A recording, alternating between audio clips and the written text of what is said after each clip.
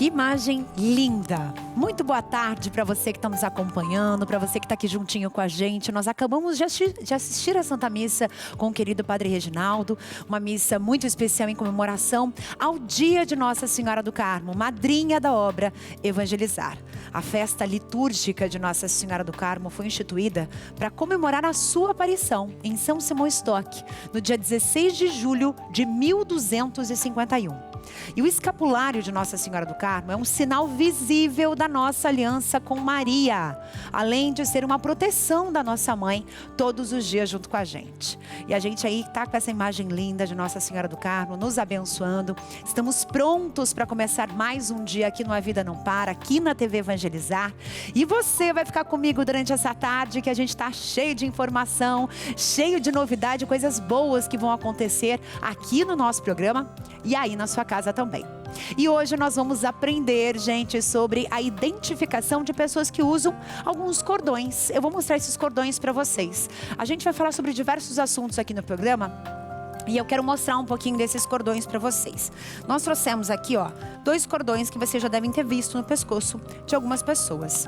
A gente vai receber um especialista aqui no estúdio, que vai tirar todas as dúvidas de quem pode usar esses cordões que estão aqui comigo. A gente daqui a pouquinho vai recebê-lo aqui. E esses cordões, gente, eu sempre digo, não é para você identificar uma questão, um problema. É para você identificar o direito das pessoas, principalmente o direito das pessoas, que eu acho que é a parte mais importante de tudo isso. Além disso, a gente vai falar sobre um problema que vem causando, assim, dor de cabeça nos pais, nos avós dos pequenos. Você já ouviu falar em bronquiolite? É uma infecção viral que pode atingir crianças de até 2 anos de idade, causando aí diversos problemas de saúde em todo o trato respiratório e, claro, a imunidade dos pequenos, a gente sabe que ela está se formando ainda, né? Então a gente tem que ficar atento a isso. Daqui a pouquinho uma reportagem especial para falar sobre o índice de bronquiolite no Brasil, não só aqui no sul, tá? Onde as temperaturas estão mais baixas, mas em todo o Brasil. E hoje a gente vai descobrir, gente, o impacto do aumento do dólar.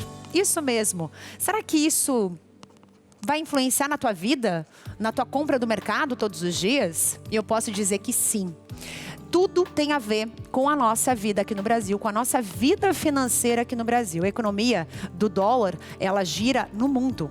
Afinal de contas, é uma das moedas mais fortes e mais usadas no mundo todo. E aqui no Brasil não é diferente. Então fica aqui comigo que o programa tá só no comecinho. A gente tá no começo aí de tudo isso. E agora vamos viajar. Vamos começar o programa indo lá para Pernambuco, no município de Abreu e Lima, na região metropolitana de Recife, que por lá, gente... O dia de São Bento foi um dia muito especial. Inclusive, Dom Paulo Jackson presidiu uma missa de entronização do santo como copadroeiro da cidade. E a história de São Bento é incrível e merece ser contada em todos os cantos do Brasil. Vamos embora. Missa em Abreu e Lima para celebrar o novo padroeiro. Agora, junto a São José, está São Bento a proteger a cidade, que faz parte da região metropolitana do Recife. O arcebispo Dom Paulo Jackson presidiu a missa ao lado do Monsenhor Manuelzinho, que é pároco de São José há 40 anos, e de seu vigário, Padre Bernardo. É impressionante como os mosteiros foram fundamentais na história da igreja. E nós olhamos para ele e desejamos que esta cidade possa beber nessa fonte.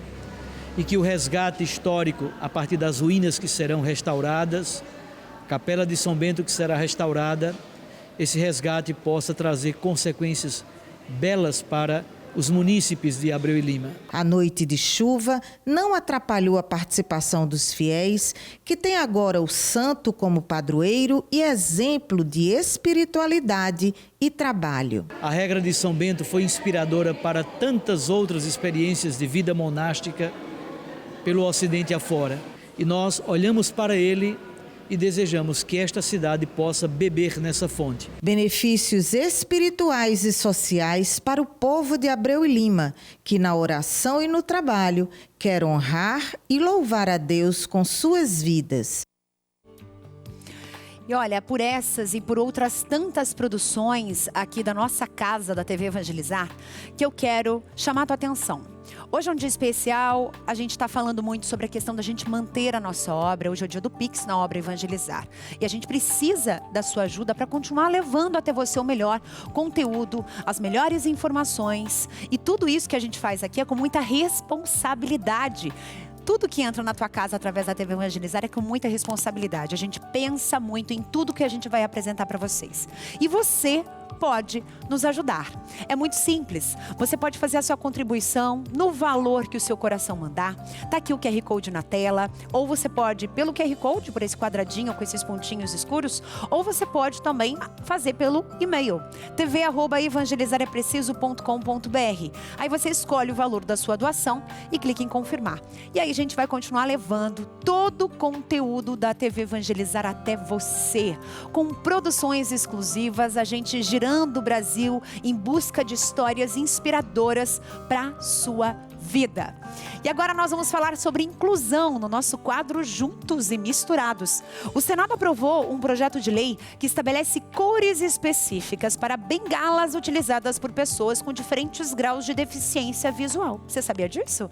A gente preparou uma reportagem bem especial com o nosso repórter Lucas Marconsoni. Vamos lá.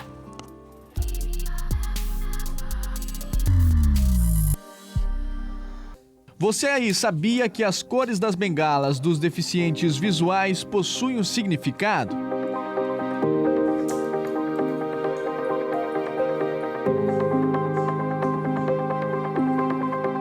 O equipamento não apenas ajuda na mobilidade e orientação, mas também tem outra função, que é identificar qual tipo de suporte a pessoa que está usando pode precisar. Nós não podemos chegar puxando ninguém pela bengala, puxando pelo braço, achando que ela vai para lá ou para cá, né? Primeiramente, a gente tem que conversar com a pessoa e entender qual é a ajuda que ela precisa. Aí sim, nós vamos ajudá-la. Quando a gente pensa nas cores das bengalas, é justamente para facilitar a identificação da pessoa e a forma que a gente vai também se dirigir a essa pessoa no momento da gente prestar alguma ajuda. Na última semana, o Senado aprovou um projeto de lei que estabelece cores específicas para bengalas utilizadas por pessoas com diferentes graus de deficiência visual. O projeto agora vai para a sanção presidencial. De acordo com o texto, a cor branca será destinada para pessoas cegas, a verde a pessoas com baixa visão ou visão subnormal, e a bengala vermelha e branca será reservada para pessoas surdo-cegas. A medida visa facilitar a identificação e a interação social dos usuários. A importância dessa lei é sinalizar para a sociedade que a pessoa com deficiência visual ela tem diferenças. E o que isso modifica para a gente? É que nós podemos ser vistos pelas pessoas que enxergam e a pessoa já vai saber qual é o tipo de deficiência visual que a gente tem. A nova regra promete melhorar a interação social e segurança dos portadores de deficiência visual. Com a diferenciação de cores, será mais fácil para a sociedade reconhecer e adaptar o comportamento às necessidades específicas de cada pessoa, além de ser um grande passo para a inclusão. As bengalas, elas são muito importantes para a pessoa com deficiência visual no seu dia a dia. E elas estarem separadas por cores também facilita junto à população, junto às pessoas em geral e também, claro, junto com as próprias pessoas com deficiência visual. É um grande passo para a inclusão e para demonstrar à sociedade, olha, as pessoas com deficiência visual têm diferença de uma para outra.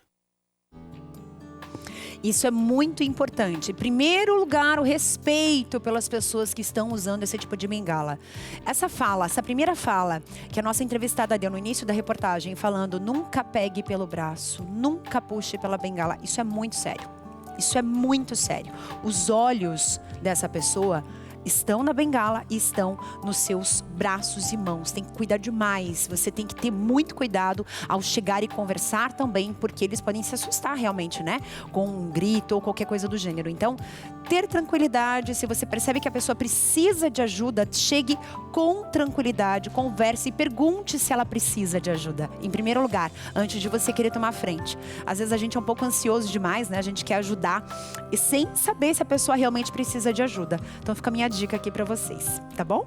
Antes da gente ir pro intervalo, vamos falar de arte, né? Precisamos falar de arte. Ontem, a Maria Angélica veio aqui contar um pouco da história da vida dela. Lá nos anos 80, ela começou a se dedicar a fazer peças com design mais vintage, né? Com essa cara, assim, de peças mais antigas. E ela foi se especializando, e aí dessa maravilha que ela fazia para ela começou a fazer para vender.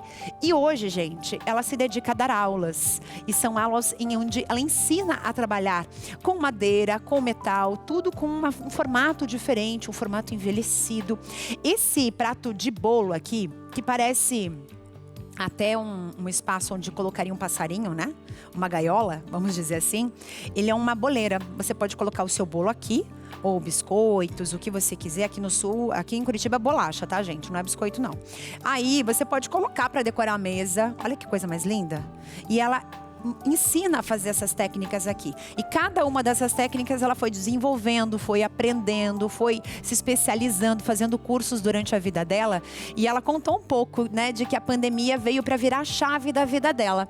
Ela que se dedicava a fazer as peças para vender, começou a fazer para dar aula, né? E hoje ela tem alunas que estão há mais de 10 anos junto com ela e que se dedicam também a aprender todos os dias a fazerem peças absolutamente lindas como essas que estão aqui no estúdio. Você que é artista, você que é artesão, artesã de todo o Brasil, artista plástico, você sabia que você pode também trazer as suas peças para cá?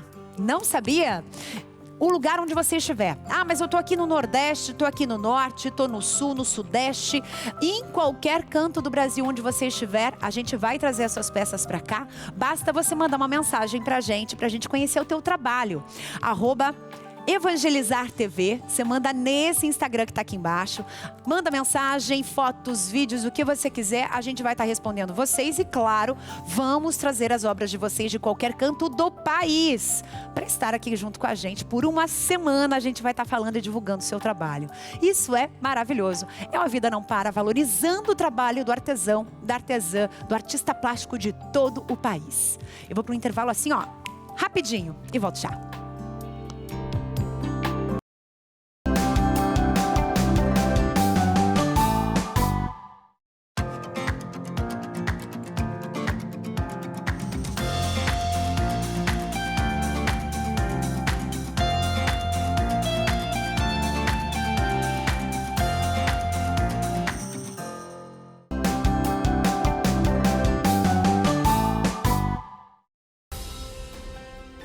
Estamos de volta viajando e levando você para viajar um pouco pela noite de Recife, Pernambuco. Isso mesmo, e cidade toda iluminada, linda, linda, para receber o A Vida Não Para. Maravilhosa. Dia 16 de julho é dia de Nossa Senhora do Carmo, que também é padroeira da cidade de Recife, em Pernambuco. Então a gente deixa um beijo carinhoso, um abraço bem forte para todos aí de Recife e nos acompanham pelo canal 47.1. E agora, gente, lá 28 graus, hein? Temperatura maravilhosa. Pode ser até frio, né? Pro pessoal de Recife, mas aqui pra gente no sul é um calorão danado. E agora a gente vai passear um pouco. A gente vai sair aqui de Recife, aqui de Curitiba, presencialmente. Vamos sair pra onde? Pra Guatemala. Pra capital, cidade da Guatemala. Eu vou conversar com a Leandra Dal Ponte, que tá aqui conosco. Ela é secretária da Secretaria da Mulher, Igualdade Racial e Pessoa Idosa do Paraná. E a gente vai falar sobre um assunto muito sério, gente, muito sério mesmo. A Secretaria vai promover em Curitiba e em algumas cidades aqui do nosso estado uma caminhada para marcar o combate ao feminicídio no Paraná. E são números assustadores, né, Leandre? Bem-vinda, boa tarde. Primeiro que a caminhada é um momento marcante para a gente entender o quão importante a gente falar sobre isso todos os dias, né? Boa tarde, Carla. Boa tarde a todos que nos acompanham. Quero agradecer a oportunidade e lembrar que no dia 22 de julho é o Dia Estadual de Combate ao Feminicídio no estado do Paraná. E nós estaremos realizando a segunda edição da Caminhada do Meio-Dia. Uma estratégia para que a gente possa mobilizar a sociedade, fazer um evento suprapartidário, intrarreligioso, social, pelo fim da violência contra as mulheres e principalmente no combate ao feminicídio, que infelizmente em nosso estado tem tirado a vida de muitas mulheres todos os anos. E a gente gostaria de contar com a participação das pessoas que nos assistem nesse momento, pedir para que elas também possam convidar seus familiares, convidar seus vizinhos, porque isso é uma demonstração da nossa determinação pelo fim da violência. Algo que nós não podemos mais aceitar num Estado que é tão desenvolvido, tão sustentável, que hoje tem assim, altos índices de melhoria na qualidade da educação, de saúde. A violência contra as mulheres é algo realmente inadmissível. E olha, é muito importante a gente falar sobre isso, né, Leandre? Porque não é só quem passou pela violência. Ah, eu vou lá porque alguém da minha família passou pela violência. Esse convite é aberto a todos, para todas as pessoas que não corroboram com esse tipo de situação, com esse tipo de crime, porque isso é um absurdo. Para vocês terem uma noção, a violência contra a mulher fez mais de 10 mil vítimas nesses últimos anos, tá? Aqui no Brasil. Isso conforme o levantamento do Fórum Brasileiro de Segurança Pública. Para vocês terem uma ideia, só no ano passado, gente, o país registrou mais de 1.400 casos. Isso quer dizer, assim, uma média de uma ocorrência a cada 6 horas. Isso é um absurdo. Então, assim, isso, gente, foi o maior número desde a lei criada lá em 2015, tá? Só para você ter uma noção. Então, desde a lei criada até hoje, a gente só tem aumentado o número de casos de feminicídio no Brasil. E o nosso estado também tem um número, e são números que acabam, inclusive, notícias que acabam viralizando, né? Os casos mais famosos de feminicídio estão aqui no nosso estado. Então, assim, o que é possível a pessoa entender nesse caso? Você não precisa fazer parte dessa lista, né, Leandre? Na verdade, assim, a partir do momento que nós conseguimos qualificar as violências contra as mulheres, nós sabemos que o feminicídio não é o início da lista de violência. A mulher passa por inúmeras violências antes de ser, infelizmente, vítima de feminicídio. E também é importante a gente lembrar que, quando uma mulher sofre violência, ela não é a única vítima. A violência, ela atinge também seus familiares, seus amigos e principalmente a sociedade, porque todos nós acabamos também envolvidos nesses problemas relacionados à violência. Por quê? Porque o Estado precisa combater, o Estado precisa tratar todos os efeitos que isso traz. Então, a nossa estratégia é a gente poder tratar a causa da violência e não apenas atender os efeitos. E a causa da violência, nós precisamos também ter uma transformação, uma mudança cultural. Porque, infelizmente, a violência contra a mulher, durante muito tempo, ela veio sendo naturalizada. É uma questão muito cultural. Então, por isso que todas as pessoas são convocadas nessa grande causa de combate à violência. Por quê? Porque nós sabemos que hoje eu posso não ser vítima, mas amanhã pode ser uma de nós.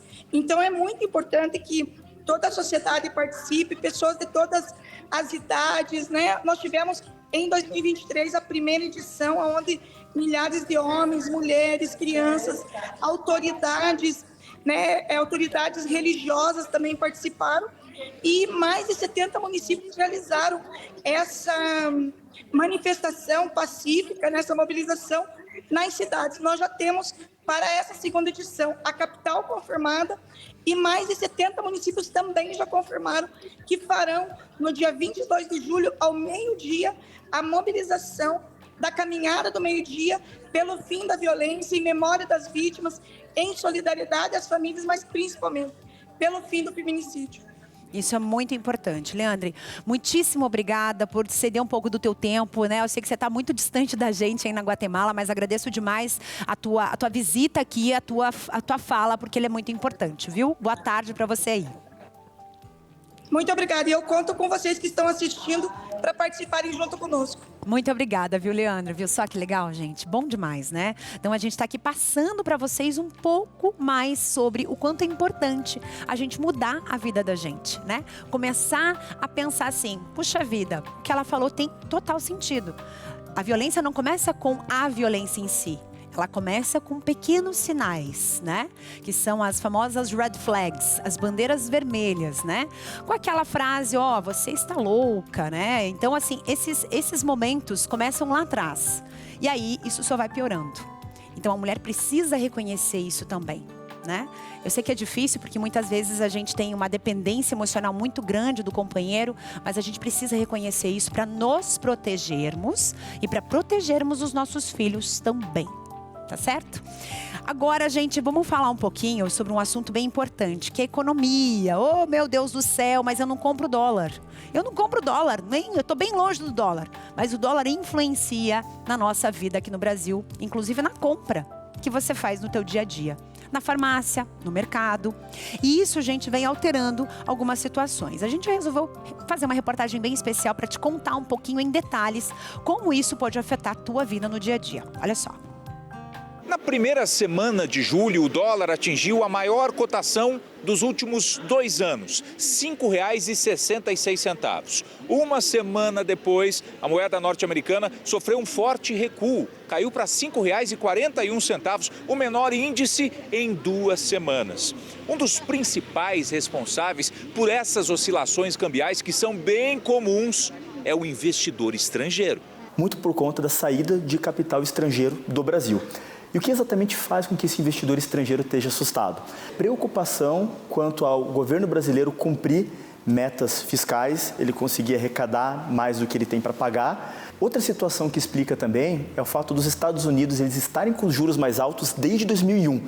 Todo esse fluxo de notícias, Lúcia, deu um pouco mais de tranquilidade para o investidor estrangeiro voltar para o Brasil, mais dólar entrando no Brasil, o dólar cai. Ô moeda imprevisível esse tal de dólar.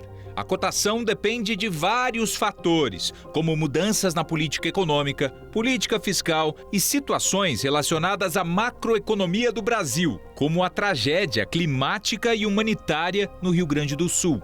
Mesmo assim, há quem se arrisque a dar palpites, como o Banco Central, que no último Boletim Focus previu que o dólar terminará o ano cotado a R$ 5,20. Você acompanha a oscilação cambial, alta do dólar, queda do dólar? Cara, ultimamente não estou acompanhando nada mais, televisão. Não, acabo não me informando sobre. É, mais ou menos, Tá, mas o que esse sobe e desce tem a ver comigo? Tudo. A alta do dólar pressiona a inflação para cima e o seu dinheiro passa a valer menos. Produtos importados, medicamentos, eletrônicos, automóveis, tudo fica mais caro.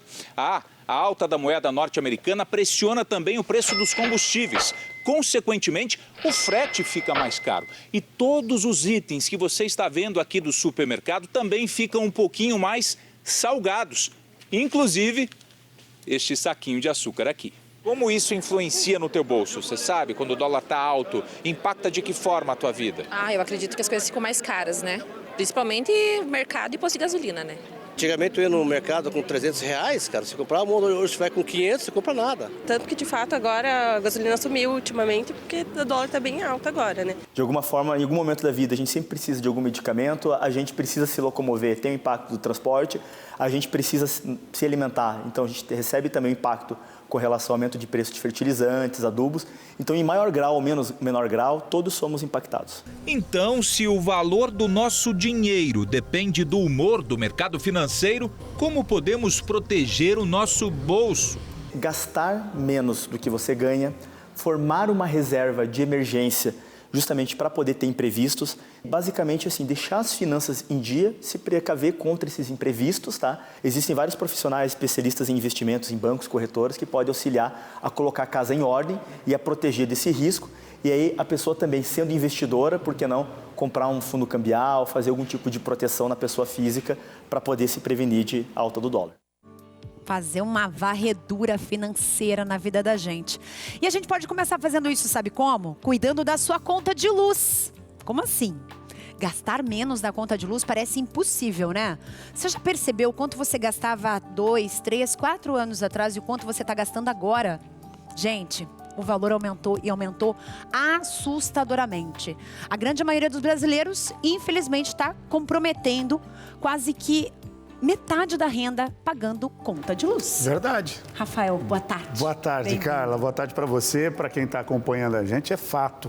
Está cada vez mais caro. Desde o dia 1º de julho, nós estamos com a bandeira amarela. O que isso quer dizer? Quer dizer que as termoelétricas foram acionadas e a conta vai ficar mais cara no final do mês. Ou seja, você vai pagar mais. Falando de dólar, inclusive pegando o gancho da reportagem, a Itaipu está negociando com o Paraguai, o Brasil está negociando com o Paraguai com uma moeda para baratear o custo, porque o Brasil adquire essa energia agora. Como é que você faz? Vamos descomplicar. Para você que está em casa, como é que você faz para pagar menos, mantendo o mesmo nível de consumo, mantendo o mesmo conforto com ar-condicionado, com o aquecedor na região sul especialmente? Como é que você faz isso? É muito simples, é só você entrar em contato com o Fatura Barata.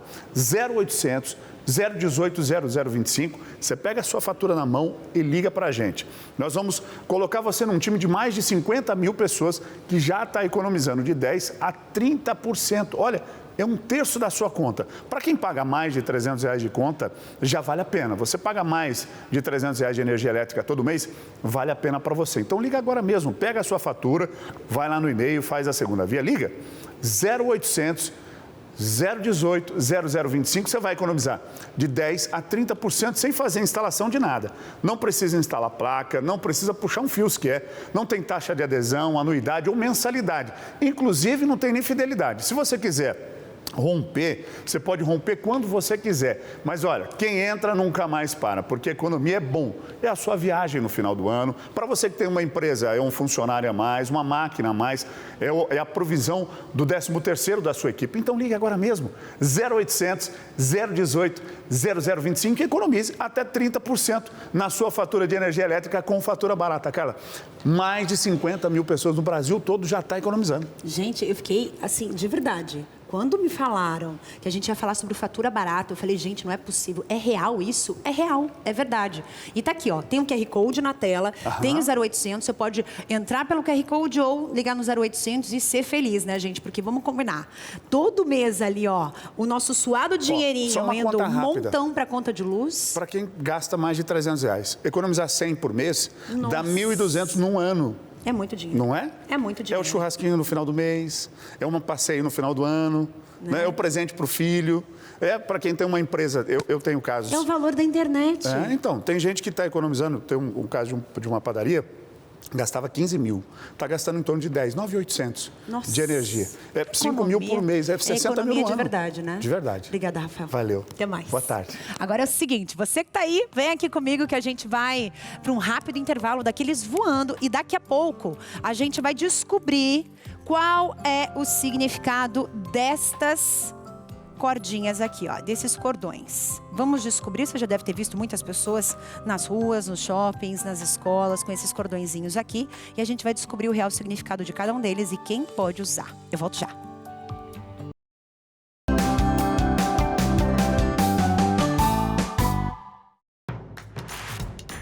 Não perca mais nenhum vídeo da TV Evangelizar. Inscreva-se agora.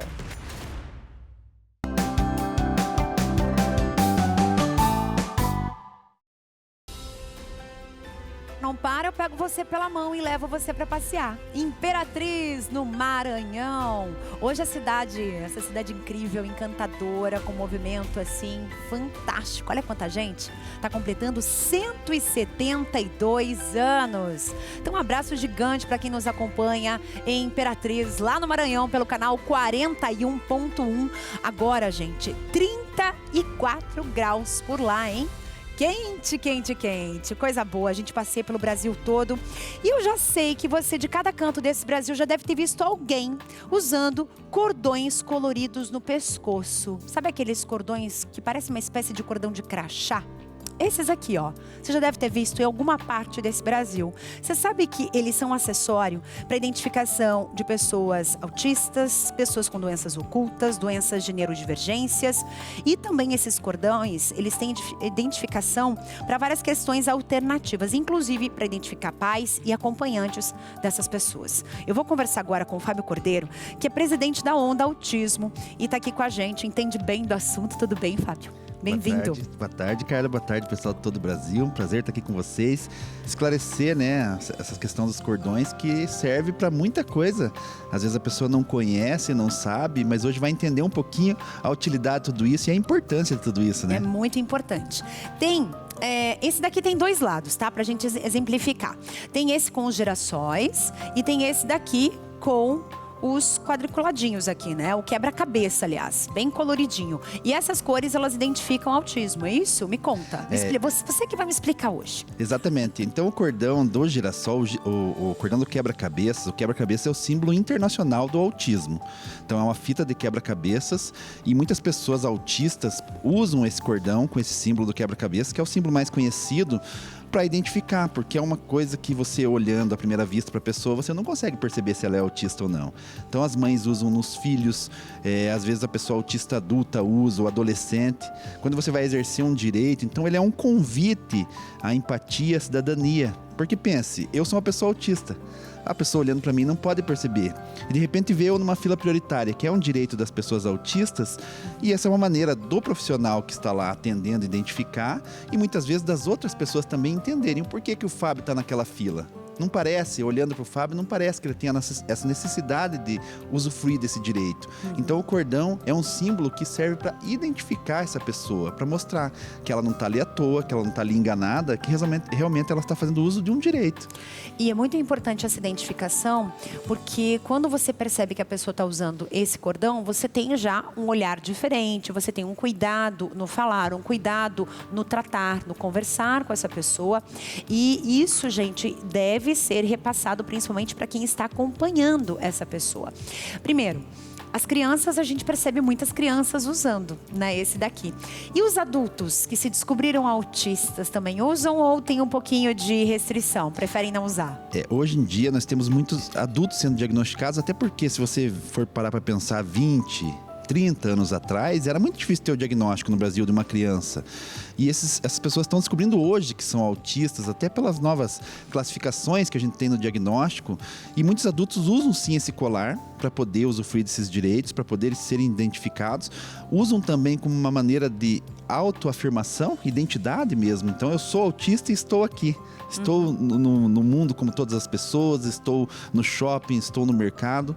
Existem sim pessoas que preferem não usar. Que a pessoa acha, eu vou usufruir meu direito e não preciso me mostrar para isso.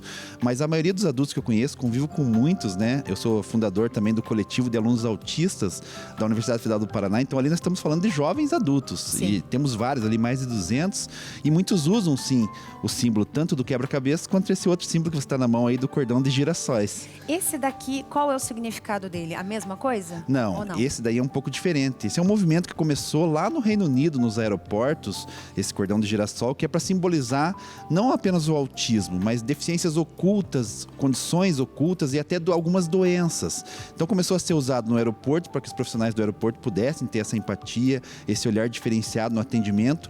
Acabou disseminando pelo mundo e no Brasil virou até lei. Então uma lei federal, 14624, que diz sim, esse cordão identifica pessoas com deficiências ocultas, aí pode ser autismo, pode ser uma pessoa surda, pode ser uma pessoa cega, como a gente viu, que às vezes não tem características, ou até com algumas doenças, como esclerose múltipla. Então, pessoas que têm alguma necessidade diferenciada de atendimento. Virou lei no Brasil, está colocado, lei 14624, uma lei federal.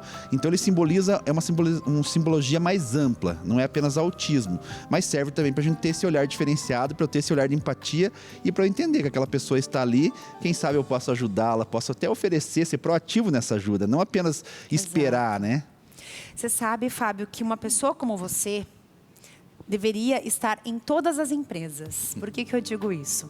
Porque a gente já viu diversos exemplos de como não atender, né, uma pessoa autista ou uma pessoa que está acompanhando um autista. Isso é muito sério. A gente percebe uma falta de tato, uma falta inclusive de educação. Já é complicado o atendimento ao público no Brasil para uma pessoa que não tem nenhum tipo de questões, né? Sejam neurológicas ou deficiências físicas. Uma pessoa que se diz normal, já é difícil o atendimento para essas pessoas, para a gente, né, no geral. Agora imagina para quem tem. Né? Então a gente percebe isso. Eu posso dizer isso, gente, porque um dos meus primeiros empregos na minha vida foi trabalhar com o público, foi trabalhar com venda, foi trabalhar em loja. Então, assim, o atendimento, ele tem que ter um cuidado, né, com a pessoa que está entrando ali. Se a pessoa se dispôs a entrar na loja, Aí, o máximo que você pode fazer é agradar essa pessoa e não repelir, né, o contato com essa pessoa.